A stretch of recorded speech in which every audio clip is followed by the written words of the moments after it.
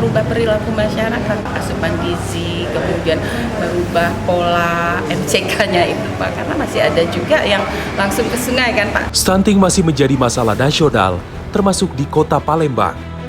Tim PKN 2 tahun 2022 melakukan visitasi menelaah stunting di kota ini.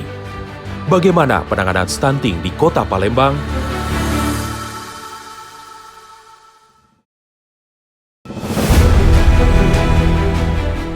Selamat datang di Kota Palembang. Sebagai ibu kota provinsi, ekonomi Kota Palembang tumbuh 3,17% di tahun 2021.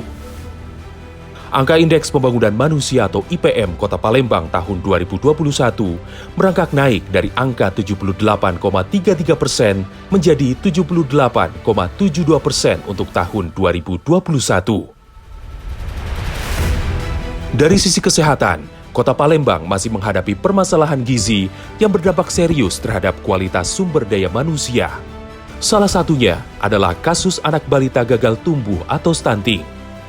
Hal ini cukup menjadi perhatian jika dilihat dari sisi Kota Palembang sebagai kota nomor 2 terbesar di Pulau Sumatera. Sejatinya, Palembang memiliki jumlah sarana dan prasarana kesehatan yang memadai. 33 rumah sakit, 41 puskesmas di 18 kecamatan, serta 70 puskesmas pembantu di 107 kelurahan adalah di antaranya. Namun hasil riset kesehatan dasar atau Riskesdas tahun 2018 yang bersifat survei menunjukkan prevalensi stunting di Kota Palembang sebesar 22,91%. Kondisi ini memperlihatkan bahwa 1 dari 4 balita di Kota Palembang mengalami stunting. Angka tersebut memang lebih rendah dibandingkan prevalensi stunting nasional hasil Riskesdas 2018 yang berada di angka 30,8%. Perbaikan terus dilakukan sehingga setahun kemudian jumlah kasus stunting Kota Palembang berdasarkan data aplikasi elektronik pencatatan pelaporan gizi berbasis masyarakat atau EPPGBM tercatat 3.942 anak dari 52.569 balita yang diukur tahun 2019. Pada tahun 2020 masih ada 1.316 dari 40.224 balita yang diukur. Data EPPGBM yang berasal dari laporan bila terjadi kasus. Data EPPGBM digunakan untuk melakukan intervensi, sedangkan data Riskesdas digunakan untuk penentuan kebijakan. Sejumlah upaya dilakukan pemerintah Kota Palembang melalui 8 aksi konvergensi stunting, yaitu analisis situasi, penyusunan rencana kegiatan, rembuk stunting, peraturan Bupati Wali Kota tentang peran desa, pembinaan kader pembangunan manusia, sistem manajemen data, pengukuran, dan publikasi terkait stunting, lalu poin terakhir adalah review kinerja tahunan. Tak hanya itu, pemerintah Kota Palembang juga menginisiasi sejumlah program, yaitu Pak Ginting dan Gardu Gizi, serta menggandeng BUMN dan swasta, di antaranya PDAM, Pertamina, KAI, dan Dompet Duafa. Orang tua angkat anak stunting, serta penguatan kader posyandu yang melibatkan masyarakat menjadi program yang melengkapi upaya pemerintah setempat dalam menangani stunting. Kombinasi upaya yang dilakukan Pemkot Palembang telah menunjukkan sejumlah peningkatan. Namun harus diakui, terdapat beberapa kendala. Pola pikir masyarakat tentang stunting menjadi tantangan yang mendesak untuk dicarikan solusinya. Jadi ini merubah perilaku masyarakat Pak. Jadi merubah bagaimana asupan, pola asupan gizi, kemudian merubah pola MCK-nya itu Pak, karena masih ada juga yang langsung ke sungai kan Pak. Palembang ini kan sungai.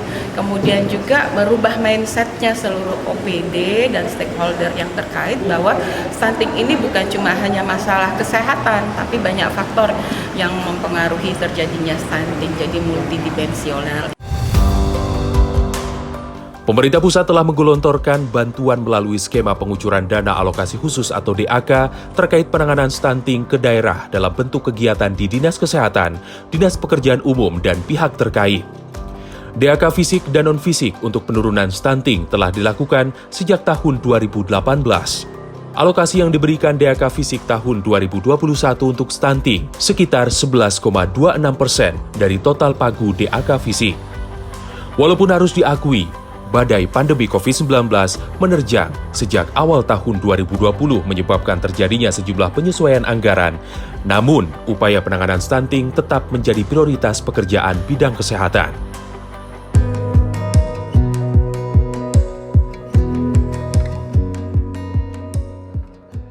Tim Diklat PKN 2 tahun 2022 melakukan kunjungan lapangan di Kota Palembang mempelajari penanganan stunting yang dilakukan oleh pemerintah kota pada tanggal 12 hingga 16 Juni 2022. Tim Diklat PKN 2 tahun 2022 dari hasil pembelajaran di lapangan menyusun 5 rekomendasi mendukung program menuju Palembang Emas Darussalam melalui Zero Stunting. Sebelum masuk ke rekomendasi, ada baiknya kita lihat dulu visi misi Kota Palembang.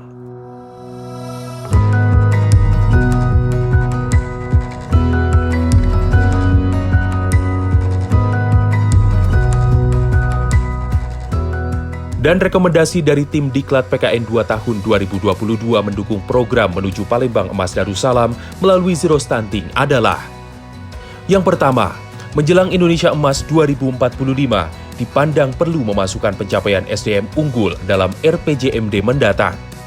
Yang kedua, peningkatan pemanfaatan data EPPGBM oleh tim percepatan penurunan stunting Kota Palembang sebagai acuan untuk mengintervensi penurunan stunting secara terintegrasi.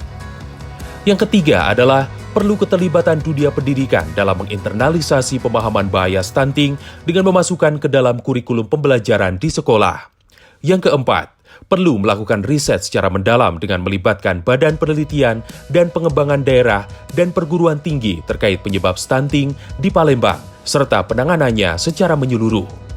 Dan yang kelima, adalah peningkatan pemanfaatan kearifan lokal seperti pangan lokal, misalnya pempek ikan gabus untuk peningkatan gizi, gotong royong untuk kesehatan lingkungan, budaya sedekah subuh, dan lainnya untuk percepatan penurunan stunting secara berkelanjutan.